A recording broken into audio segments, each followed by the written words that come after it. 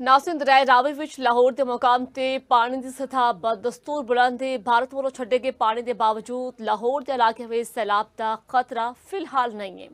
मजीद दस रहे हैं मलिक मुश्ताक। जी मलिक मुश्ताक, अपडेट करो की सूरत हाल है।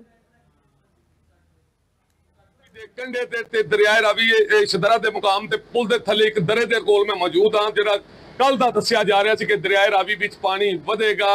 जस्सड़ के मुकाम ते जिहड़ा 1.5 लाख क्यूसक पानी का रेला सी वो आहिस्ता आहिस्ता दरियाए रावी च कल ही पहुंचना शुरू हो गया सी ते कल की निस्बत अज दरियाए रावी च पानी कुछ ज्यादा है।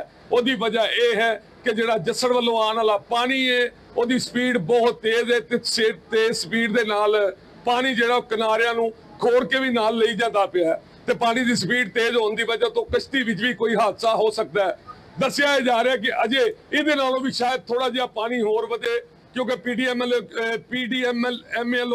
जी इतला आ रही है उन्हों का कहना कि जस्सड़ के मुकाम से हुण भी पानी की मिकदार बहुत ज्यादा है तो इस हवाले नाल वो पानी जाहिर है पुलों थल्ले ही लंघना, पानी इत्थों ही आना, इस तरह के मुकाम से उस पानी ने आना है तो जदों आएगा तो शायद ये नालों थोड़ा जिहा होर पानी बच जाए। लेकिन अगर किया जाए रावी का तो रावी जिहड़ा अपने बड़े सुकून नाल उस तरह वग रही है, लेकिन कल नालों अज पानी वधिया होया।